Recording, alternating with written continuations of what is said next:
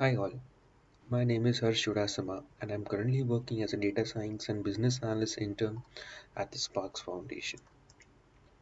So today I'll give you a quick demonstration on how supervised machine learning model works. So I'll be using a linear regression where the scripting is done in Python and using Jupyter notebooks.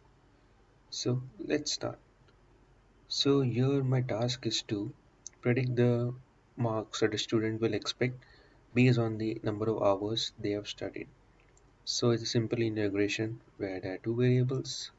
So first we'll load the libraries. Here in this case I'm using basic libraries for visualizations, NumPy, Pandas for the manipulations, and Matplotlib Seaborn for visualizations.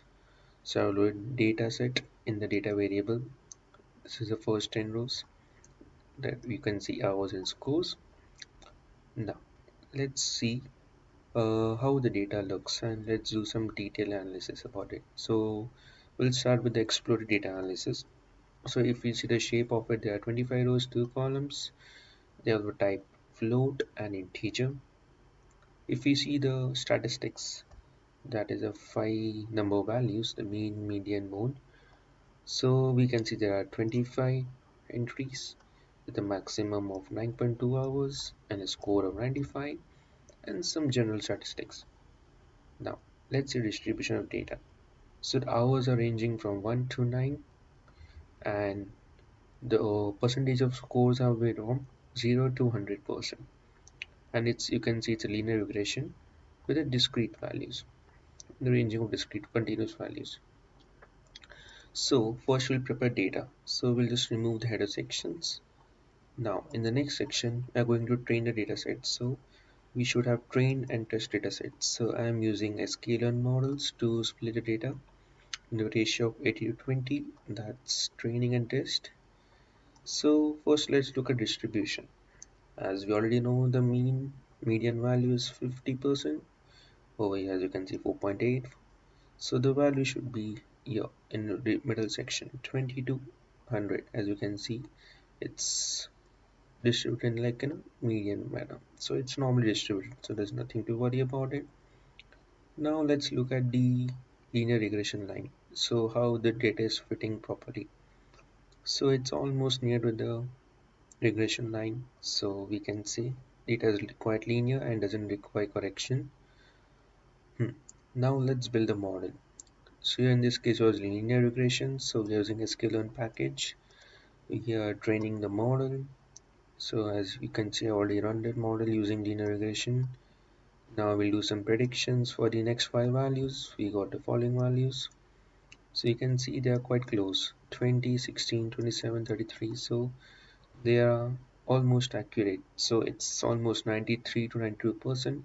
Still we'll look at the statistics about the results. So here you can see the visualization. So in the training set, all the points are near to the regression line. So that's a good observation we are looking about. So we are looking for that. Next comes the test data set. So all values are closest to the regression line. That's a good thing. Now let's evaluate the model. As we know, there are n, that is 5 test values, and as k is a shape, k of the test sample. So I'm here using r square, then the square root and the sklearn matrix. So r square is basically the how accurate data is, and I'm using mean absolute error to check the percentage error. I can see this r square is 94.5, that is 94.5%, and adjusted r square is also nearest to 94, that is 92%, and with the least error of 4%, that's the margin of error. So I would say data is quite fitting to the regression line and we can trust on results. Now let's predict some value. If I say I want to predict 9.25 hours, see if I pass that value to prediction function, I'm getting for 9.25 hours the predicted score, which should be higher, it's 93.691. So yeah, the model is working perfectly fine. I would say we are good to go. That's it. If you like my videos, just give me a thumbs up and like, and let me know. Give it, do you have any feedback for it? Thank you so much.